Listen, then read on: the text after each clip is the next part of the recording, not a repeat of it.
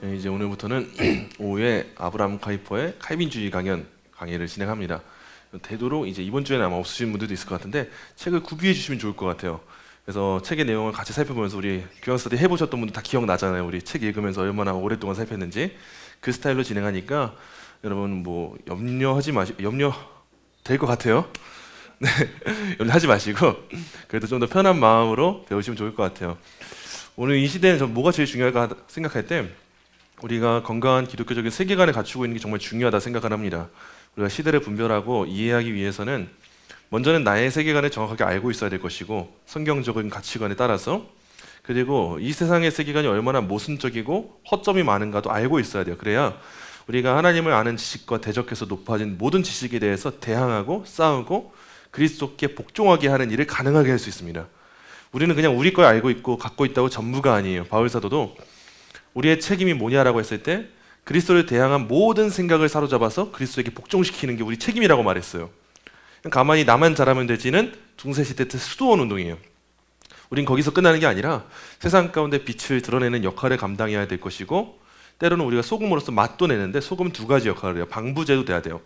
세상의 죄를 억제하는 역할도 우리가 감당해야 됩니다.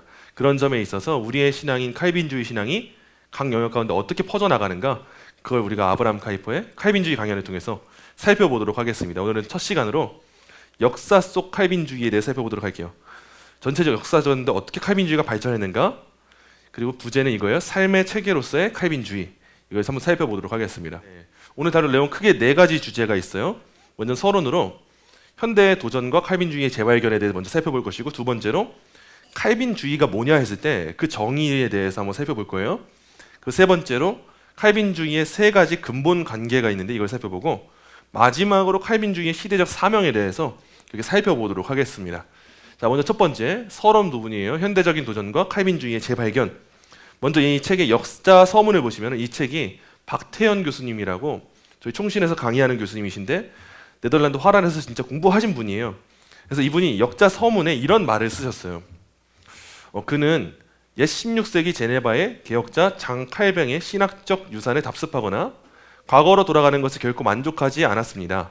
오히려 그는 칼뱅의 신학 사상을 20세기 당대의 사회와 그리스도인들의 삶에 적용하기를 추구했습니다. 따라서 그는 성경의 가르침을 따라 하나님의 절대 주권과 영광을 추구하며 모든 백성이 하나님을 경외함으로 복을 누리는 20세기 신칼빈주의의 선구자가 되었습니다. 여러분 칼빈주의 세계 다 읽어보셨나요? 교회 카페 올려드린 거? 읽어보신 분들은 이해하실 거예요. 다양한 영역 가운데 쓰임받았던 인물이 카이퍼인데 카이퍼가 어떠했는가 했을 때 우리가 이런 오류에 빠지면 안 돼요. 요즘 시대의 개혁주의자들 대부분 많이 빠진 오류가 장 칼빈, 존 칼빈의 유산을 그대로 답습만 하는 사람들이 굉장히 많습니다. 칼빈처럼만 해요. 이 시대에도. 그리고 과거로 돌아가는 것에만 만족해요. 지나친 청교도주의에 빠져요. 그래서 그 시대 교회를 재현해 보겠대요. 그리고 그 시대처럼만 해요. 그럼 평소에 차도 타고 다니지 말고 옷도 그때처럼 입고 다니고 먹는 음식도 그때처럼 먹어야 되는데 그건 안 따라하는데 교회는 그렇게 하고 성도들은 그렇게 살아야 된다고 말하는 거예요. 이거 좋은 게 아니에요, 여러분. 근데 오히려 카이퍼는 어떠했는가 했을 때 이런 역할을 감당한 거예요. 칼뱅의 신학 사상을 그가 살았던 20세기 당대의 사회와 그리스도인들의 삶에 적용을 했어요, 여러분. 본질은 항상 똑같아야 돼요. 교회의 본질은 같지만 그 본질을 구성하는 다양한 형태는 시대에 따라 달라질 수 있습니다. 우리가 이 중세시대 때 쓰던 의자에 앉아 있어요? 아니요, 그러지 않아요. 중세시대 때 이런 TV가 어디 있어요? 없어요. 초대교회 때도 없었어요. 근데 초대교회가 TV 사용 안 했다고 우리가 사용하지 말라는 건 아니거든요. 건강한 복음 전파를 위해서 시대에 남겨진 이 과학의 발전과 진보를 우리가 응용할 때 효과가 있는 거예요. 예수님이 언제 마이크로 설교를 해요? 근데 마이크로 설교하고 있으면 또 다 잘못될게요. 과거에 그런 식의 표현하신 분들이 있었어요. 그렇지만 이게 옳은 건 아니라는 거예요. 그런 것처럼 카이퍼는 당시 칼뱅의 신학, 그 본질은 따랐어요, 칼빈의. 하지만 20세기에 맞게 적용하기를 추구했고 이런 카이퍼의 신학 체계를 우리가 신학계 안에서는 신칼뱅주의라고 말을 합니다. 신칼빈주의. 칼빈주의를 다시 한번 재구성한 거예요. 그냥 역사적으로만 구성하고 있는 칼빈주의가 아니라 지금 시대에 걸맞는 칼빈주의, 이걸 신칼빈주의, 신칼뱅주의라고 말하는 거예요. 이 신학 노선에 아브라함 카이퍼와 제가 좋아하는 헤르만 바빙크가 서 있는 거죠. 그래서 우리는 그 신학을 따라서 지금 오늘날까지 오게 된 거예요. 그래서 앞으로 우리가 다룰 내용이 이거예요. 오늘날 사회와 그리스도의 삶 가운데 칼뱅의 신학 사상이 어떻게 영향을 끼치는가 이거를 살펴보도록 할게요. 자, 26페이지부터 27페이지에 나오는 내용입니다. 우리의 고귀한 삶의 영역에서 기독교적 요소에 대항하여 그리고 삶의 모든 영역에서 그리스도인의 이름과 그 이름의 영향에 대항하여 현대주의라는 폭풍이 불어왔습니다. 카이퍼 시대 말하는 거예요. 이 당시 시대에 현대주의가 막 불붙듯이 왔대요. 지금 뭐 후기 현대주의, 포스트 모더니즘이라고 하지만 이때는 현대주의가 문제였어요. 모더니즘. 1789년이 그 전환점이었습니다. 이때가 언제냐? 프랑스 혁명이에요. 악당을 타도하라 라는 볼테르의 외침은 그리스도를 겨냥한 것으로서 프랑스 혁명 밑바닥에 깊이 숨어있는 사상이 표출된 것입니다. 당시 또 다른 철학자가 표현했던 우리는 더 이상 하나님을 원하지 않는다라든가 국민의회에 하나님도 없고 주인도 없다라는 표어들 역시 당시 인간 해방을 모든 신적 권위로부터의 해방으로 선전했던 슬로건이었습니다. 아브라함 카이퍼가 활동하던 당시에 가장 크게 영향을 끼쳤던 그 사상 체계가 뭐냐 했을 때 프랑스 혁명이에요. 1789년에. 이 프랑스 혁명 우리가 잘 아는 장발장 사건을 기억하면 딱 선명하게 보여줘요.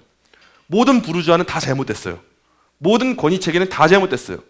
그저 프롤레타리아 노동자 계층이 하고 싶은 게 있으면 다 할 수 있는 혁명의 시대였어요. 여러분 혁명과 개혁은 정말 천지차이예요. 혁명은 그냥 폭동을 일으킬 때 그치는 경우가 정말 많습니다.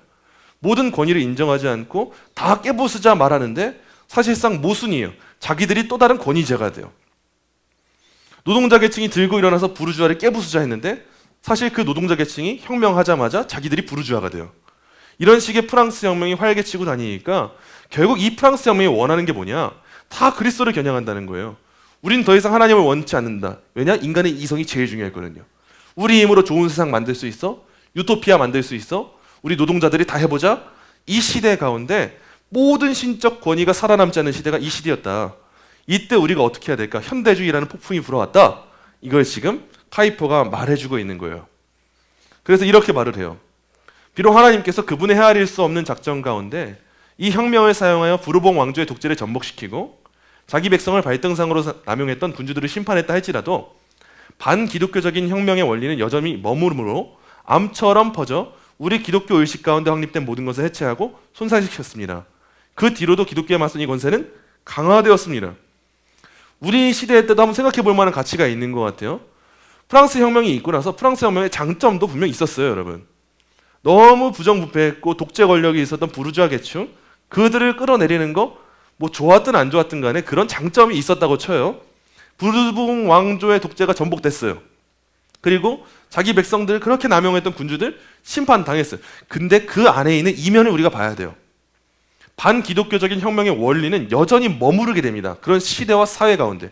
우리나라도 마찬가지예요. 우리나라도 정권을 뒤집는 거 할 수 있어요. 근데 그 가운데 남아있는 사상은 암처럼 퍼져나가요. 적은 누룩 같다 할지라도 사람들의 마인드에 남아있는 그 사상체계가 여전히 영향력을 끼쳐서 기독교 의식 가운데 확립된 모든 것을 해체하고 손상시키는 일이 가능해져요. 이게 유럽 사회에서 어떤 방식으로 나타나는가 했을 때 이런 거예요.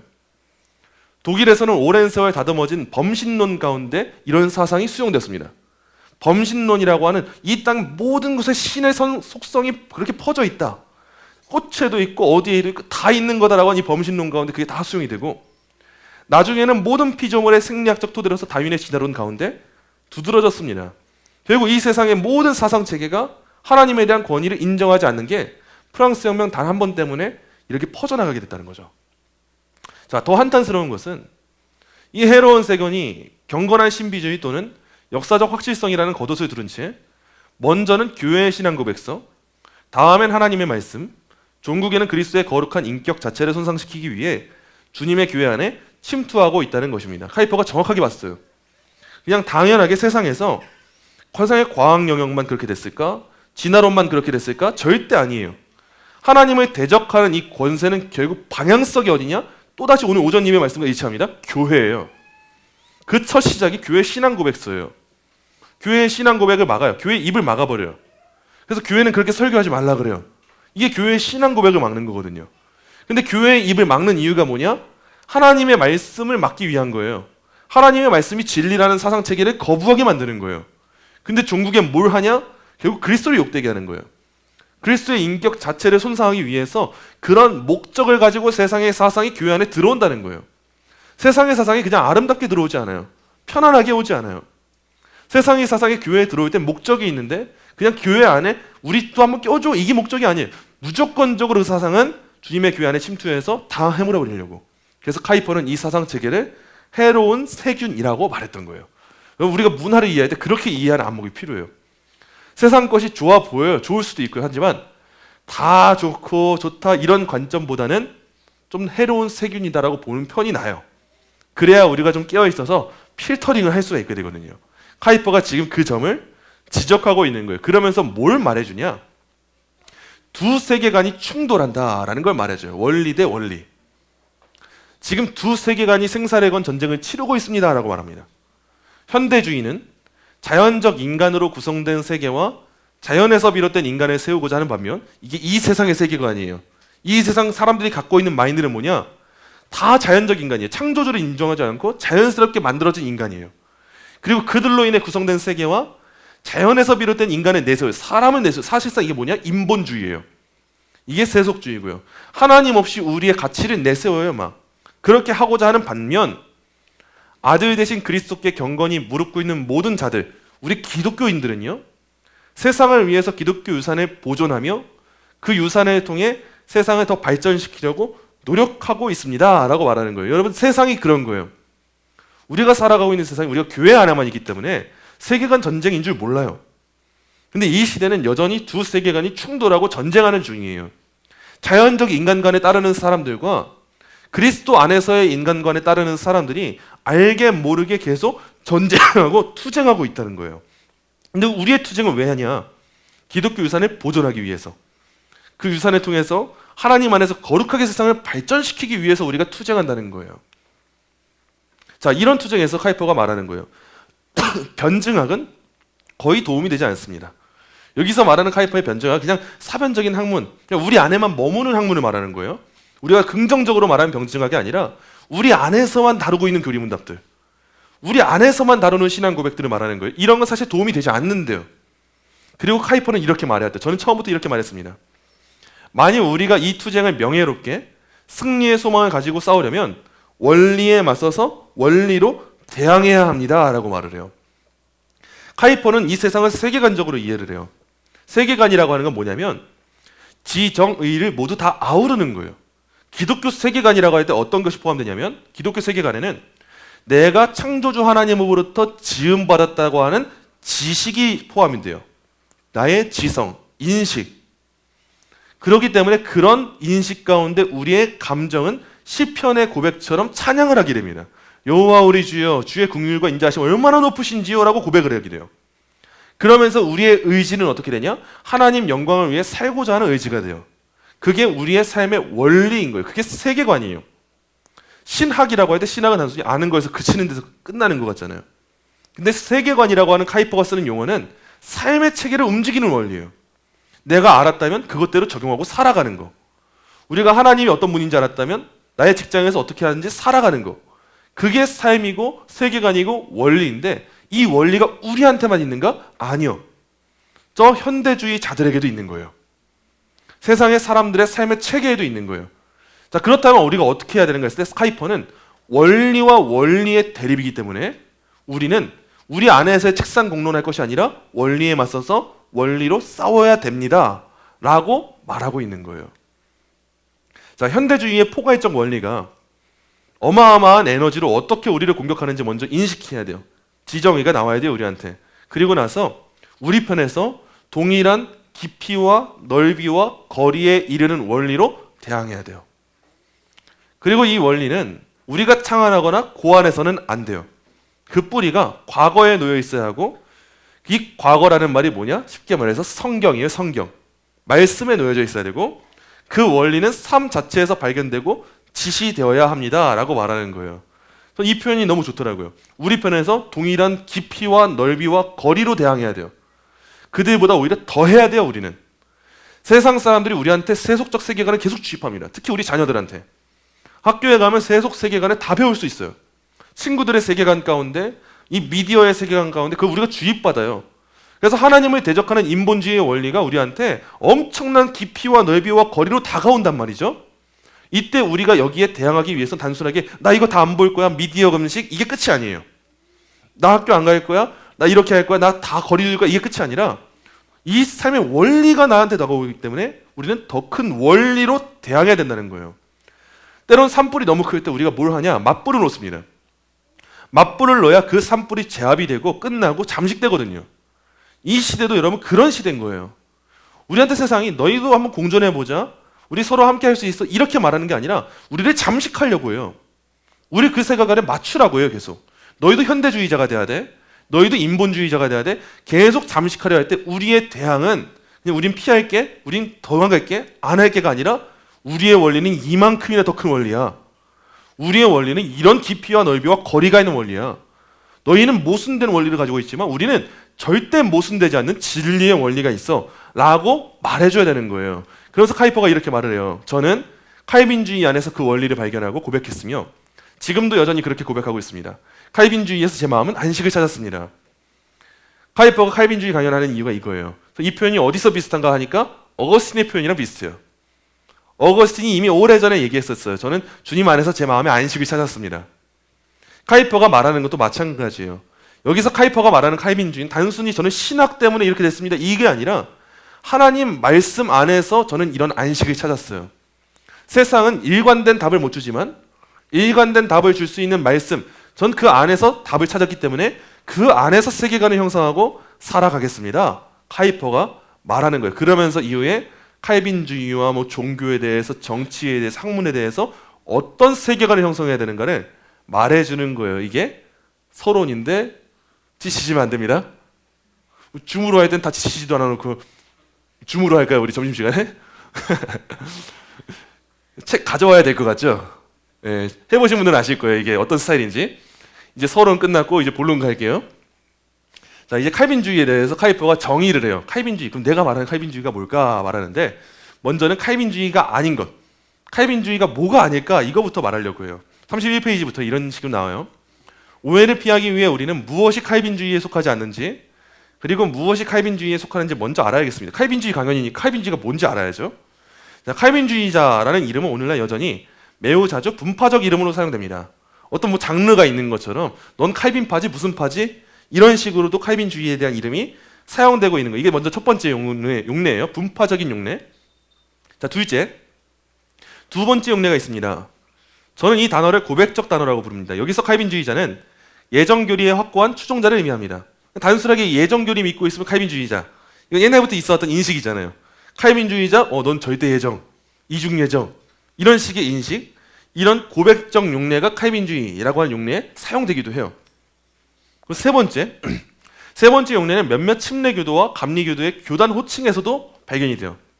자, 찰스 스펄전이라고 하는 설교의 황태자가 있는데 스펄전조차 자신을 칼빈주의적 침례교라고 소개하는 영국 침례교도의 한 지류에 속해 있어요. 그 웨일즈의 부흥운동을 일으켰던 사람이 있어요. 조지 휘필드. 휘필드도 감리교도는 그 자신의 지금도 여전히 칼빈주의적 감리교라고 불러요. 자기가 휘필드가 저희는 칼빈주의적 메소디스트다, 칼빈주의적 감리교인이다 이렇게 말하거든요. 이런 식으로 침례교와 감리교에서도 난 칼빈주의자입니다 라고 할 때 칼빈주의라고 하는 용례를 사용하기도 해요. 근데 카이퍼가 더 힘을 써서 말하고 싶은 건 이 용례가 아니에요. 하나가 더 남아있어요. 자, 칼빈주의자라고 하는 명칭은 무엇보다 학문적 용어로도 사용이 돼요. 여기서 말하는 학문적 용어가 어떤 것들이냐, 이런 것들이에요. 역사적으로 칼빈주의 학문이라 하면 루터파나 제세례파, 소시누스파가 흘러간 방향과는 다른 경로의 종교개혁을 가리킬 때 사용됐습니다. 역사적으로도 다른 경로를 가리킬 때 사용됐고요. 철학적 의미에서 칼빈주의는 칼뱅의 정신적 영향 아래 하나 이상의 영역에서 지배적이었던 개념체계로 이해됩니다. 철학 안에서도 개념체계로 이해가 돼요.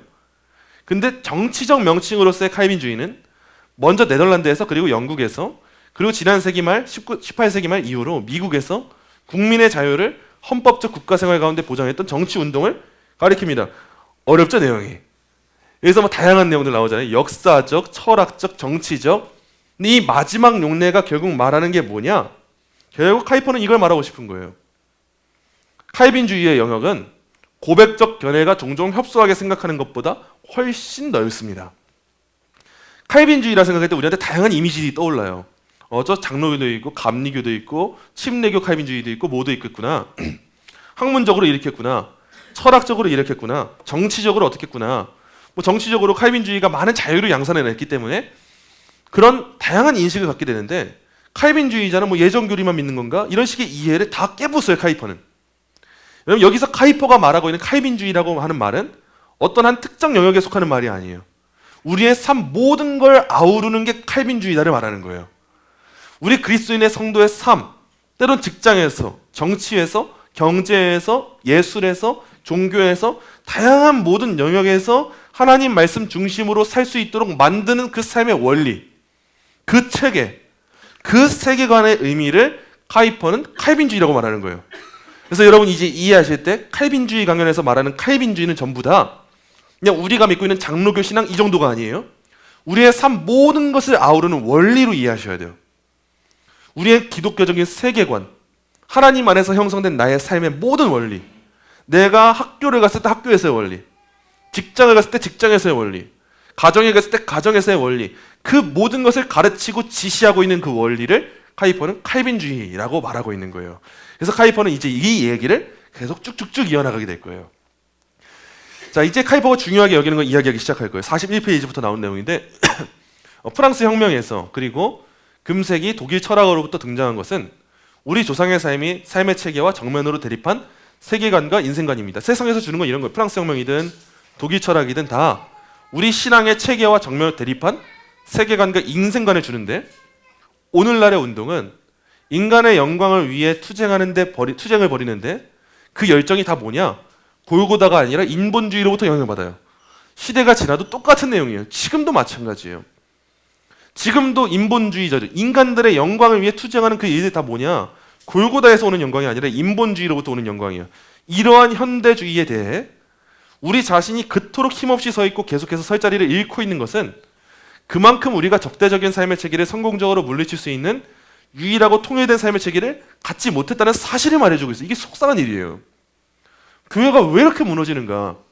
왜 이렇게 이 시대 교회가 힘이 없는가 했을 때 그냥 교회는 잘하고 있는데 힘이 없다가 아니에요. 그것만 보면 안 돼요. 우리는 그냥 세상이 악하고 핍박하기만 해서 무너진다 이것만 보는 게 아니라 우리가 못한 부분도 봐야 돼요. 세상도 다양한 삶의 체계와 원리를 우리한테 제시를 하는데 우린 그 세상보다도 대단한 걸 제시하지 못해서 쓰러질 때가 얼마나 많은지 몰라요. 세상보다도 통일성 없는 거, 세상보다도 유일하지 않은 거 가지고 이게 교회가 가진 거예요 말하면 세상이 듣겠습니까? 안 들어요. 세상대로 원리로, 세상의 원리로 우리가 싸우면은 세상이 더 셀 수밖에 없거든요. 우리는 애초에 다른 원리로 싸워야 되는 거예요. 이런 통일된 삶의 체계는 온갖 우여곡절을 지닌 모호한 개념의 개신교가 아니라 자기 삶의 강력한 물줄기를 위해 수로를 팠던 칼빈주의라는 역사적 과정에서만 발견됩니다. 자, 여기에서 이제 바로 여기서 중요한 점은 실제로 칼빈주의에 그렇게 삶의 체계로서의 통일성이 드러나느냐라는 거예요. 세상보다도 더 대단한 가치가 칼빈주의에 있느냐라는 거예요. 자, 진실로 칼빈주의자가 그런 필요 조건들을 전적으로 충족한다는 사실을 여러분께 증명하고자 합니다. 카이퍼 확신에 차 있어요. 지금 오늘 베드로처럼 마찬가지예요. 세상의 대항 앞에 서 있는데 현대주의라는 거센 물결 앞에 서 있고 프랑스 혁명의 여파 가운데 서 있는데 담대한 거예요. 여러분 성령 충만한 사람이 이런 거예요. 우리의 진리는 확실하다. 이제 이 조건들은 1차적으로 자신의 원리로부터 모든 인생의 근본적인 세 가지 관계에 대한 각각의 통찰을 보여주기 요구합니다. 우리 인간의 삼중관계 말하는 거예요. 먼저 하나님과의 관계요, 다음은 인간과의 관계, 그리고 세계와의 관계입니다. 여러분 삶의 체계는 이 세 가지의 공급을 받아야 돼요. 인간이 위치한 세 가지 관계, 하나님과 나, 우리 서로 인간과 인간, 인간과 피조세계. 여기에 대한 답을 세상이 주느냐 못 주느냐를 우리가 봐야 되는 것이고 여기에 대한 답을 칼빈주의가 제공할 때 얼마나 통일성이 있는가, 탁월한가, 여기에 주목하면 이제 우리 세계관에 대한 답이 나오는 거예요. 자, 먼저 하나님과의 관계를 볼게요. 자, 이교는 하나님을 피조물 가운데서 추측하고 가정하고 묘사하는 가장 흔한 형태입니다. 이교도 이방 종교는 이런 거예요, 여러분. 이방 종교의 세계관, 하나님을 피조물에서 찾아요. 범신론이니까 다신론이고요. 이 만물 가운데 신이 있다고 믿으니까 하나님은 피조물 가운데서 알지는 못하는데 추측하고 가정하고 묘사해요. 그래서 이교는 피조물을 초월한 하나의 독립적인 하나님을 알지 못해요. 우린 두 가지가 있어야 돼요, 여러분. 하나님은 초월하기도 하지만 내주하기도 해야 돼요. 하나님은 그런 분이에요. 우리와 다른 초월한 분이지만 우리와 동시에 내주해 주시잖아요. 근데 이교는 뭐만 발견하냐? 내주만 발견해요. 내주하고 만물 가운데 있는 신만 찾아요. 초월한 하나님 절대 못 봐요. 그래서 칼빈주의는 이교처럼 피조물 안에서 하나님을 찾지 않고요. 자, 이슬람교처럼 하나님을 피조물로부터 분리시키지 않아요. 이슬람은요, 초월만 말이에요. 내주가 없어요. 그러니까 인격성이 없는 게 이슬람교예요. 알라는 절대 인격신이 아니에요. 근데 로마교는 어떠냐? 로마교는 하나님과 피조물 사이에 매개적 공동체를 둬요. 어떤 중보적인 개념이 교회에게 있어야 돼요. 교황이 있어야 되고요. 근데 칼빈주의는 어떠냐? 초월만 강조하지도 않고 내주만 강조하지도 않고 중간에 매개자를 두지도 않는다는 거예요. 칼빈주의는 하나님께서 위험 가운데 모든 피조물 위에 높이 계시지만 초월하시지만 그럼에도 불구하고 자신의 성령을 통해 피조물과 직접 교제하신다는 숭고한 사상을 선포합니다. 내주하신다는 걸 균형 갖춰서 말해주는 게 칼빈주의예요.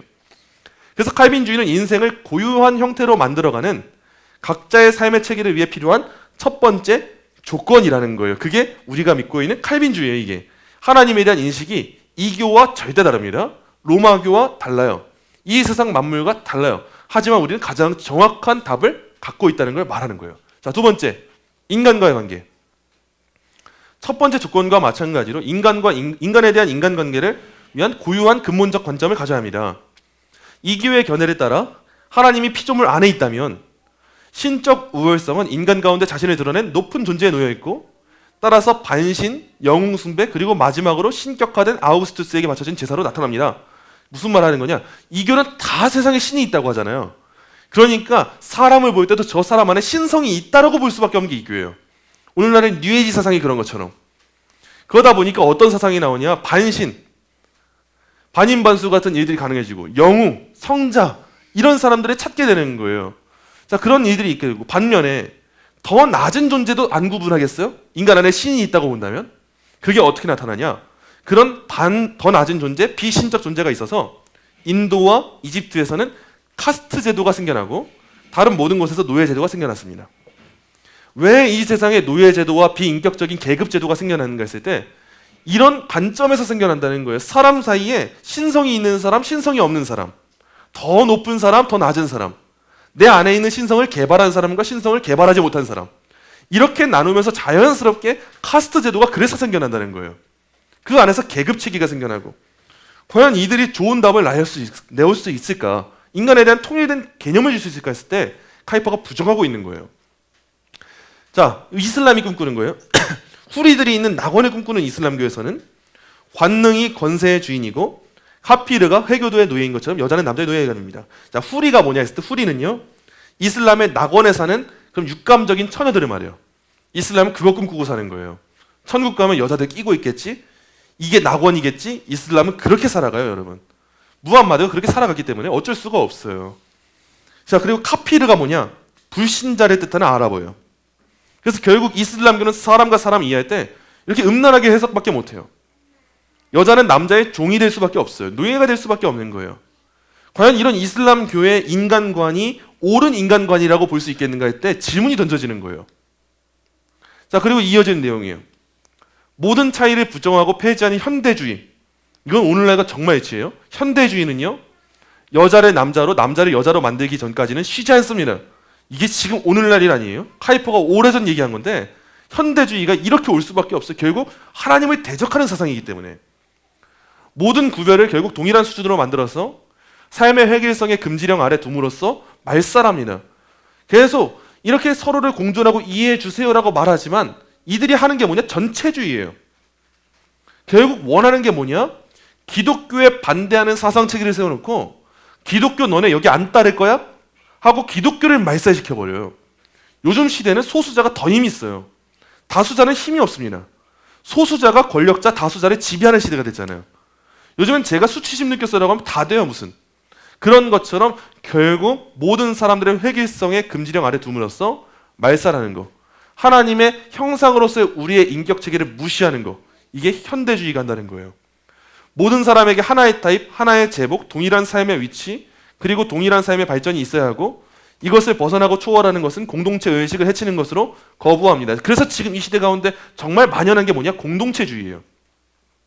획일성 있게 남자와 여자에 대한 이런 인식을 가져야 되고 국민으로서 우리는 이런 자유를 위해 투쟁해야 되고 다 공동체 의식을 가는데 성경에서 말하는 공동체 의식이 아니에요. 이 시대가 하는 공동체 의식은 딱 하나입니다. 바벨탑 쌓는 공동체 의식이에요. 하나님을 대적하는 탑을 높이 쌓는 공동체 의식. 그게 바로 카이퍼가 말하고 있는 이 현대주의가 말하고 있는 인간관이에요. 자, 근데 칼빈주의가 어떤가를 봐야 돼요. 칼빈주의 역시 하나님께 대한 자신의 근본적 관계에서 인간과 인간 사이에 대한 관계에 대한 기본 관점을 도출해서 칼빈주의는 정확한 답을 줍니다. 칼빈주의가 우리 모든 인생을 곧장 하나님 앞에 둔다면 그 앞에서는 남자든 여자든 부자든 가난한 자든 강한 자든 약한 자든 재능이 많은 자든 적은 자든 모두 하나님의 피조물로서 길 잃은 죄인으로서 서로를 주장할 수 있는 것이 전혀 없어요. 겸손할 수밖에 없어요. 이게 우리의 인간관이에요. 우리는 하나님 앞에 서 있기 때문에 서로에 대해 동등하게 서 있게 돼요. 자, 두 가지를 보셔야 돼요. 칼빈주의는 인간이 절대 교만할 수가 없어요. 하나님 앞에 우리 다 죄인이거든요. 다 내세울 게 없거든요. 어떤 신성 뭐가 있어요? 인성도 없는데. 인성도 모자라고 아무것도 없는데 우리가 뭘 하겠어요? 그래서 다 겸손할 수밖에 없는데 그렇다고 해서 우리 안에서 서로를 차별하고 높고 낮음을 따질 수 있느냐? 아니요. 우리는 하나님의 형상으로서 동등하다는 거예요. 칼빈주의는 이런 인간관을 준다는 걸 말해주고 있는 거예요. 그래서 칼빈주의는 정치적으로나 사회적으로 모든 사람이 단지 그가 사람이라는 이유 하나만으로, 즉 하나님의 형상에 따라 지음받은 피조물 그 자체로 존중되고 인정되고 고려되기 전까지는, 중요한 표현이요, 쉴 수 없습니다. 우리는 이 일을 위해서 쉴 수 없는 사람들이에요, 여러분. 우리는 진짜 인권운동을 해야 돼요. 말만 좋은 인권운동이 아니고, 말만 좋은 소수자 인권운동이 아니라 각 사람을 진짜 존귀하게 봐줄 수 있고, 각 사람의 생명의 가치를 드높일 수 있고, 태아의 생명을 보호할 수 있고, 여전히 이 자살 문제가 펼쳐지고 있을 때 그들의 자살을 막아줄 수 있는, 이 일을 위해 쉴 수 없는 그 서로를 존중할 수 있는 인간관이 우리에게서만 나온다는 거예요.